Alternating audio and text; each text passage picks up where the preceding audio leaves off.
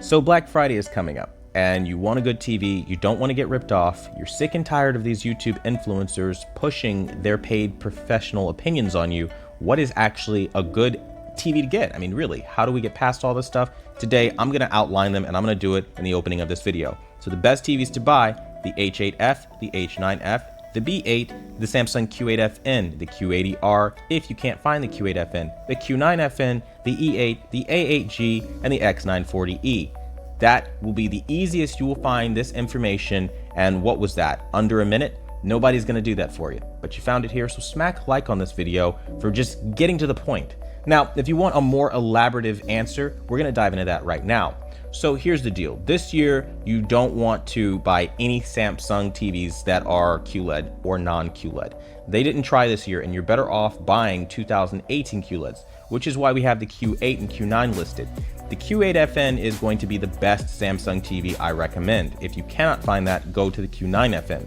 If you then, for whatever reason in your country of origin, can't find either of those two televisions online, then make sure you go to the Q80R, because that's honestly the most reasonable of all the QLEDs that I've seen this year. The Q9FN did not try, right down to giving you a garbage cheap plastic remote found on the step-down models. So really, you're not getting any benefit of the Q90R outside of a little extra brightness, which again, not a big deal. That being said, I truly don't recommend TVs like the RU8000 and anything below that, because edgelit needs to die, and you also don't have quantum dot. Truthfully speaking, if you're buying a TV this holiday season, you literally have no excuse to walk away with edgelit or with a non-quantum dot TV, because they're really low in price this year, guys. So that's what I'm going to say there. Now, also this year, I don't recommend you buy any nanocell TVs, no LG LED period. Even if they're at a great deal, LG is making their LED lines worse so that OLED looks better by comparison. And what this does is make you jump up into the LG OLED line. Especially now with the prices of OLEDs dropping to the point that they are now, it really does make the nanocell line look like a moot point. Take, for example, their SM9000, right? You can do that for $1,100, or you can buy yourself an LG OLED B8 from 2018, and you can get a 55-inch for $1,095 right now.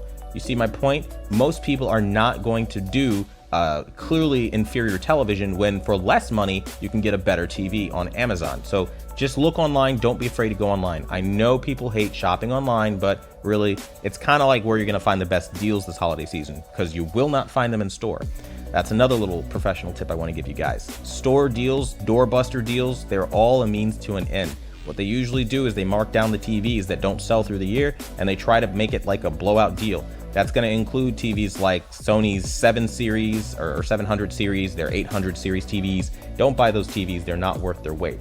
While we're talking about Sony, I also don't recommend any Sony television that is not a Bravia OLED this year. Reason being is because, similar to what LG is doing, they're making their line of televisions look worse so that you buy their, again, step-up flagship model. Those who aren't familiar, I have a 2017 Sony television, the Sony X900E. Every year after that television launched, the OLED has been dominating in picture quality, where those LEDs have been getting grayer and uglier black and worse contrast and uniformity. If you're okay with that, then yeah, buy the 900F, buy the X950G. But if you want a TV that's going to hold the testament of time and make you not want to upgrade and literally go toe-to-toe with any OLED, then maybe you're going to want to start looking at the 2017 TVs or something else. Now, the only 2017 TV from Sony that I could find is the 75-inch Sony X940E, and that TV has some motion issues. So if you are okay with that, then maybe you can pick that up for $18.18 or something, or $18.98 or something like that, if you guys are looking for a 75-incher, but really, that's not ideal either. Now, I also don't recommend you go to any Vizio TVs. They have motion problems, they have clouding, it's just not a well-made TV. And I also had HDMI dropouts, so that's something to think about. I don't recommend TCL because they're pushing SJW politics on a television, which I've never seen before. And then also, they didn't even build the TV correctly in that you have motion issues. And then you also have clouding on near black screens. It's a problem. Dirty screen effect. You can keep going.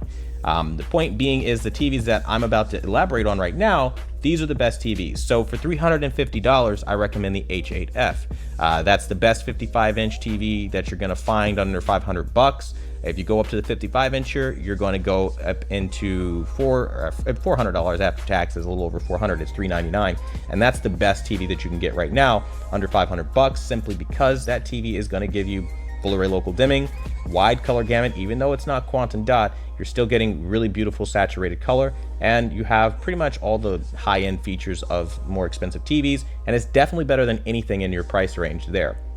Now, the H9F is the king of 2019, point blank period. It has beaten literally 99.9% of everything I've put it up against or tied with it, and that includes TVs like the Q90R. So don't be fooled by it not being in Best Buy or anything like that. Also, don't be fooled because it's a Hisense. Hisense is Sharp, ladies and gentlemen. So if you remember the Sharp Aquos brand, this is the same thing, just rebranded. They were bought out by Hisense. So literally, it's the same kind of high-end picture quality. They just have a lesser name behind them. And also, special note, when you look at these so-called high-end brands, most of them are built in Mexico, Taiwan, and China anyway. So just be mindful, it's the same build quality. The only difference is the name on the box. Now, that being said, picture processing does play a huge role, and that's where these TVs aren't going to be the best. So let's say, again, you wanted to step up into an OLED, I understand, but you're going to go into the B8. Now, a professional tip, the B8 OLED does struggle with burn-in more than any kind of OLED I have seen. Typically the B series in general from LG.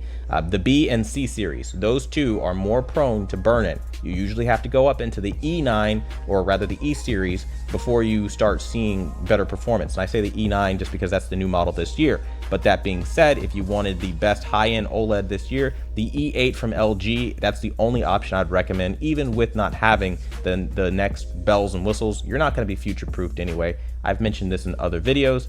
Refer to my why the E9 video, or why the E8 over the E9 video that I have on this channel for reference. But essentially, there's no point until we have 8K being the standard. Hell, 4K needs to be the standard before we can even look at 8K. So HDMI 2.1 is a pipe dream, and you're being sold on temporary features like variable refresh rate and ALM, auto low latency mode and things like that, and it's not worth it, guys. You can switch to game mode yourself. You don't need to pay extra money to do that. And as far as variable refresh rate, while that's great, I have variable refresh rate on my Q8FN, and I'm going to tell you right now, it's less than adequate. It's not fantastic, and it doesn't fix the tearing. And in fact, regular motion processing still looks better. Food for thought, just going to throw that out there. Now, that being said, let's say you want the best OLED on the market right now, the A8G. The A9G is not worth it, and Sony's processing is better than literally everything anyone else is doing in the United States. I can't speak for other countries because I haven't seen Panasonic, but I can say in this country, that's the best option. Now, again, the main recommendations that I'm going to have for you guys, if you want a 65-inch, that's going to be the Q8FN, the H9F, and the Q9FN. Q9FN is $1499. The Q8FN 65 is going to be a $1599, and then you've got the H9F that is $899. Out of all of those, I would pick the H9F. Overall, this is a bad year for TVs, so if you have the discipline, I would recommend just holding out until 2020 and maybe trying again then. But really, it's not a great year. I'm not going to sit here and hype up Black Friday sales or doorbuster deals or anything like that, but I hope by giving you this information very straightforward and just kind of like raw and how it is, that this is going to help you guys out. If you guys have any questions, I hold a live stream every Friday from 7 p.m. through 8 p.m. Eastern Standard Time. On the rare occasion that I do miss it, I will always answer your questions on a future video and things like that, and you are more than welcome to reach out on the Facebook page over at facebook.com/quantum apotheosis, and you guys can get information there as well. That being said, I want to thank you for watching the #1 brand in honesty, and until the next video, I'll see you guys later.